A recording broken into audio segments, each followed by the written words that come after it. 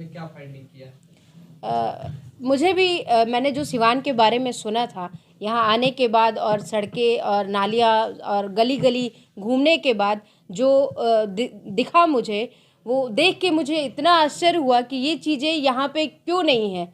और उसके बारे में पता करते हुए मुझे पता चला कि 2016 की 7 निश्चय योजना के तहत मुख्यमंत्री द्वारा सारी नाली और सड़कों के पक्कीकरण की पूरी योजना उनको लिखित भेजनी थी, जिसकी कोई सीमा नहीं थी। जो भी उसमें राशि लगती वो उनके द्वारा दी जाती और वो सारी चीज़ें सुनिश्चित अच्छे तरीके से पक्की सड़कें और नालियां बनती।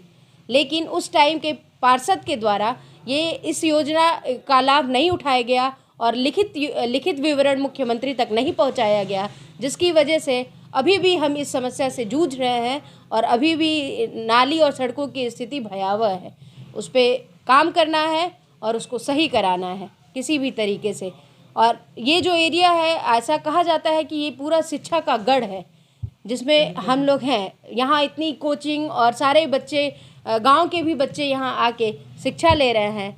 और यहाँ जो स्थिति है वो लड़कियां अपने आप को सेफ महसूस नहीं करती हैं। देर रात तक कोचिंग नहीं चल पाते हैं। जी कोचिंग भी जल्दी बंद हो जा रहे हैं। गली नुक्कड़ पे लोग इकट्ठा होकर लड़कियों पे कमेंट पास करना, ये सारी चीज़ों पे काम करना है और उसको ख़त्म कराना है। बाइकर्स और स्माइकर्स का भी बड़ा खौफ रहता है मालवीय चौक से लेके इस इलाके में। जी शाम होते ही बहुत सारे गुंडी बच्चे बाइक्स लेकर और चैन स्नैचिंग से लेकर तमाम तरह की घटनाएं आपके वार्ड में होती रहती हैं। इसको अंकुश लगाने के लिए क्या कुछ प्रयास करेंगे? जी, इसका बहुत बड़ा कारण ये है कि आप अगर एक यंग जनरेशन के बच्चे को गलत चीज़ में इन्वॉल्व करके अपने स्वार्थ के लिए यूज करेंगे, और जब आपका स्वार्थ पूरा हो जाए और वो लोग वहाँ से निकल जाए और जब उनकी ज़रूरत नहीं पूरी होगी तो वो उस चीज़ को पूरा करने के लिए अपने धंधे ढूंढ लेते हैं, और वो धंधे गलत ही होते हैं क्योंकि उनकी संगत जो है वो गलत लग चुकी है।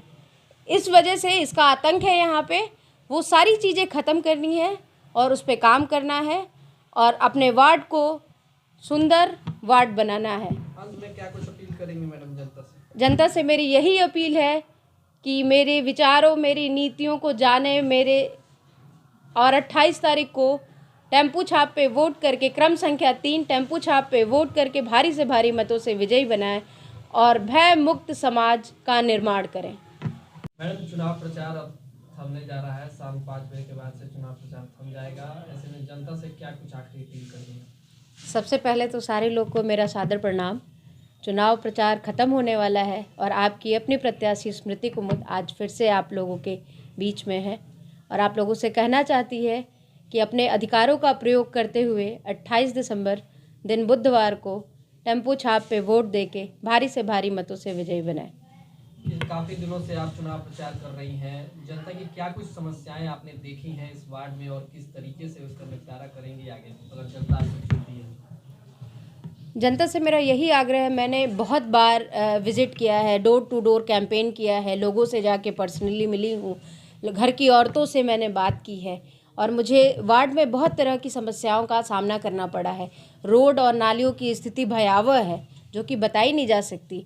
औरतों से मिलने पे पता चल रहा है कि बेटियां और महिलाएं जो हैं वो सुरक्षित अपने आप को महसूस नहीं कर रही हैं। वो किसी भी गली में लोग इकट्ठा होकर उन पे कमेंट करना और इस तरह की चीज़ें वार्ड नंबर 9 में बहुत विख्यात है। इन सारी चीज़ों पे मुझे काम करना है और अब आप लोग को ये डिसाइड करना है कि आपको भययुक्त समाज चाहिए या भय मुक्त समाज चाहिए।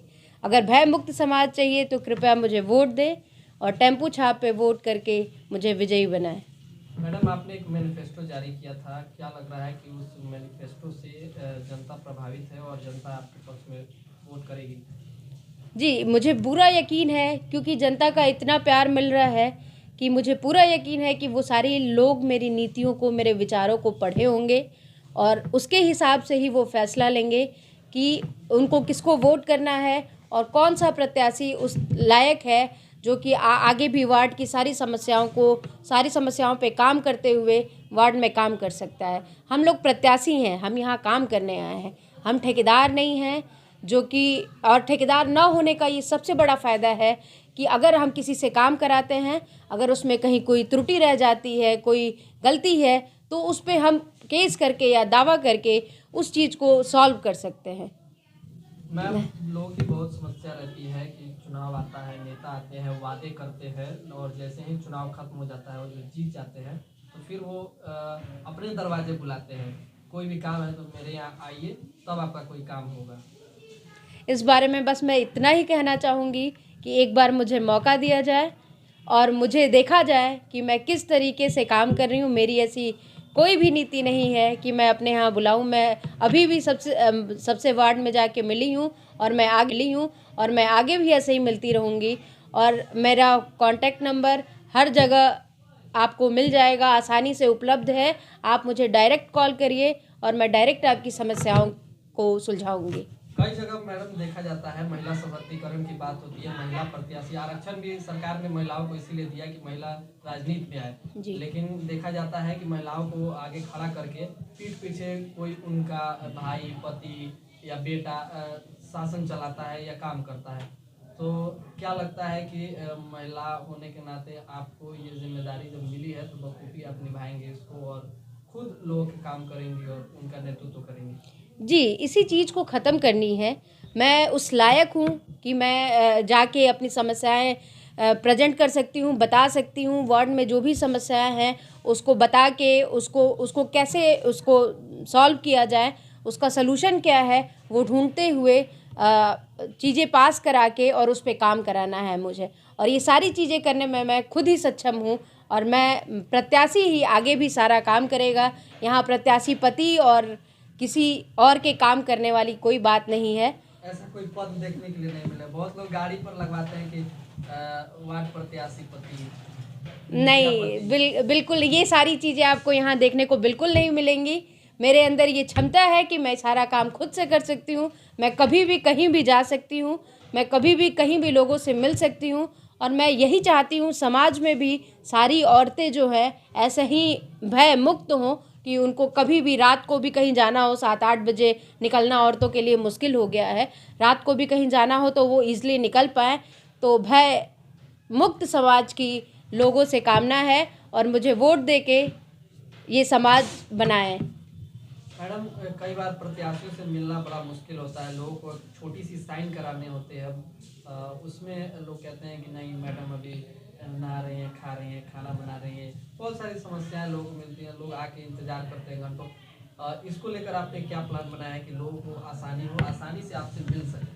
मैंने इसके लिए मेरा यही प्लान है कि एक प्रॉपर ऑफिस होगी और उसकी एक टाइमिंग होगी कि इस टाइम से इस टाइम तक मैं मिलूँगी जो भी कागज़, और उस टाइम मैं ज़रूर अवेलेबल रहूँगी ताकि जनता की समस्याएं सुन सकूं। और अगर किसी कागज़ पे साइन कराना है या कोई भी बात है तो वो उस निर्धारित टाइम में वो मैं कर सकूं।